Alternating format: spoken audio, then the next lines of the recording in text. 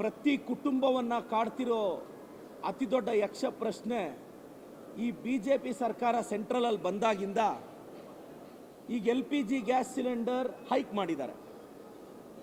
60 ರೂಪಾಯಿ ಮಿನಿಮಮ್ ಇಂದ ಇನ್ನು ಎಷ್ಟೆಷ್ಟು ಹೈಕ್ ಆಗುತ್ತೋ ಗೊತ್ತಿಲ್ಲ. ಹೋಟೆಲ್ ಉದ್ಯಮಿಗಳಿಗೆ ಕಮರ್ಷಿಯಲ್ ಸಿಲಿಂಡರ್ ಸಿಗ್ತಿಲ್ಲ.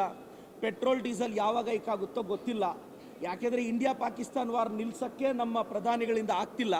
ಅವರಿನ್ನು ಇಸ್ರೇಲ್ ಅಮೇರಿಕಾ ಇರಾನ್ ವಾರ್ನ ಎಲ್ಲಿ ನಿಲ್ಲಿಸ್ತಾರೆ? ನಮ್ಮ ದೇಶದ ವಿಚಾರಕ್ಕೆ ಬಂದಾಗಲೇ ನಮ್ಮ ಪ್ರಧಾನಿಗಳು ಮಧ್ಯಸ್ಥಿಕೆ ವಹಿಸ್ತಾ ಇಲ್ಲ. ಇನ್ನು ಬೇರೆ ದೇಶಗಳು ವಾರಲ್ಲಿ ಇವರು ಮಧ್ಯಸ್ಥಿಕೆ ವಹಿಸಿ ನಮಗೆ ಕ್ರೂಡ್ ಆಯಿಲ್ನ ತರ್ತಾರೆ ಅನ್ನೋ ನಂಬಿಕೆ ನನಗಂತೂ ಇಲ್ಲ. ಇವತ್ತು LPG ಆಗಿದೆ, ನಾಳೆ ಡೀಸೆಲ್ ಆಗುತ್ತೆ, ನಾಳೆ ಪೆಟ್ರೋಲ್ ಆಗುತ್ತೆ, ನಾಳೆ ಪ್ರತಿಯೊಂದು ಎಲೆಕ್ಟ್ರಾನಿಕ್ ಗೂಡ್ಸು ಪ್ರೈಸ್ ಹೈಕ್ ಆಗುತ್ತೆ. ಇಷ್ಟು ಮಾತ್ರಕ್ಕೆ BJP ಅವರು ಸೆಂಟ್ರಲಲ್ಲಿ ಅಧಿಕಾರಕ್ಕೆ ಬರಬೇಕಾಗಿತ್ತ? ಇವತ್ತು ನರೇಂದ್ರ ಮೋದಿಯವರು ಕೇಂದ್ರದಲ್ಲಿ BJP ಅವರು ಬಂದಾಗಿಂದ ಬರೀ ಪ್ರೈಸ್ ಹೈಕೆ.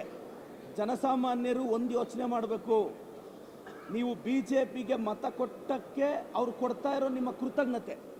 ನೀವು ಕಾಂಗ್ರೆಸ್ಗೆ ಓಟ್ ಹಾಕಿದ್ರಿ, ನಾವು ನಿಮಗೆ ಗೃಹಲಕ್ಷ್ಮಿ ಕೊಟ್ವಿ, ಗೃಹ ಜ್ಯೋತಿ ಕೊಟ್ವಿ, ಯುವ ನಿಧಿ ಕೊಟ್ವಿ, ಎಲ್ಲ ಯೋಜನೆಗಳನ್ನ ಕೊಟ್ವಿ.